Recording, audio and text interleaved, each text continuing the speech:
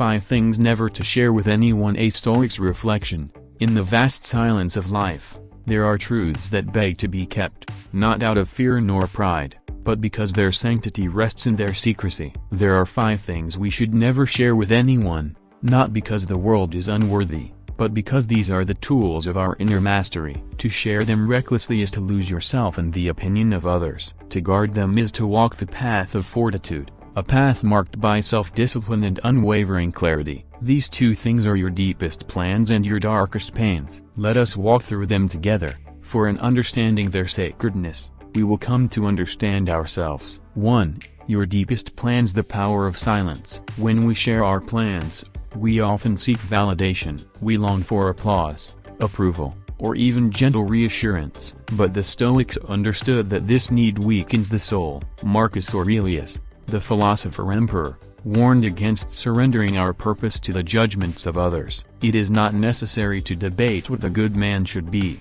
simply be one. A plan, when spoken aloud, becomes vulnerable to the shifting winds of others' opinions. Their doubts can creep into your resolve, their envy into your serenity. The silence of an unspoken plan, however, is unbreakable.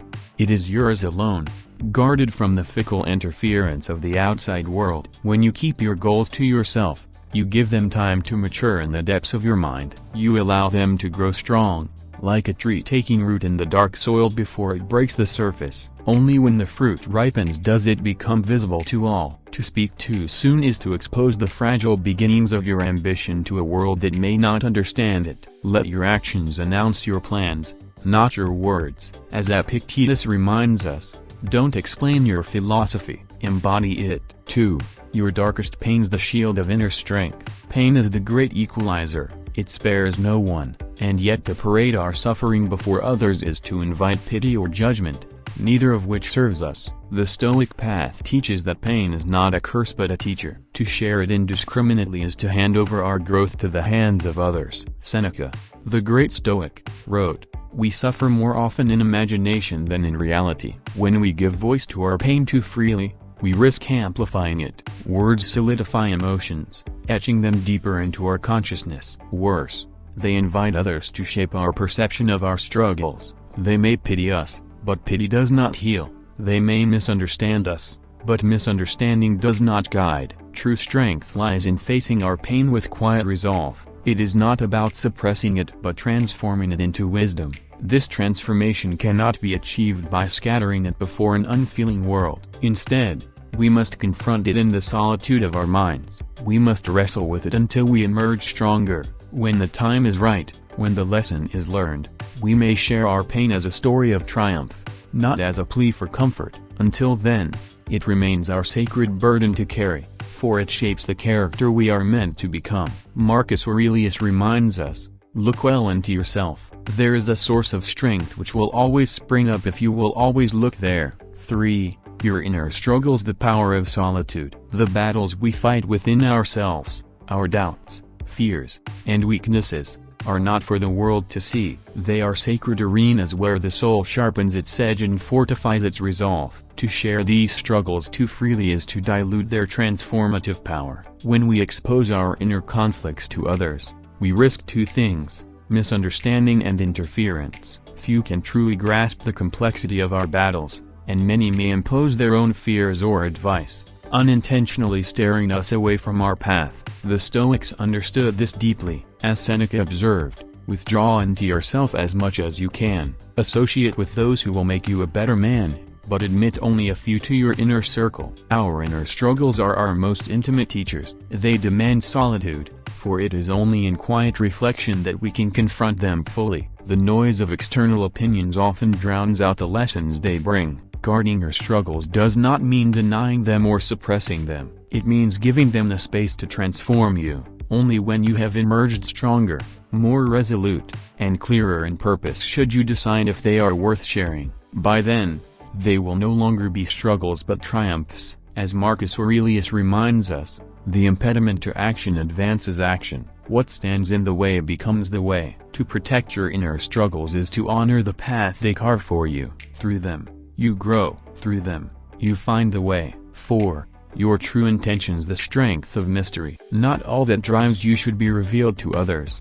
Your true intentions, why you act, why you strive, why you endure, are often misunderstood or misjudged by those who cannot see the world through your eyes. The Stoics teach us to act with virtue and purpose, but they also warn us against seeking validation or approval for those actions. Epictetus wrote, "Don't seek to have events happen as you wish, but wish them to happen as they do, and your life will go smoothly." To reveal your intentions too openly is to invite the world to judge your motives. Some may misunderstand, others may mock, and a few may even try to sabotage, but when your intentions remain veiled, you maintain control. You act not for applause but because the action itself aligns with your principles. Mystery is power. It frees you from the need to explain or justify yourself. It allows you to move with quiet confidence, unshaken by the opinions of others. A clear conscience needs no external validation, for the Stoic acts in accordance with reason and virtue,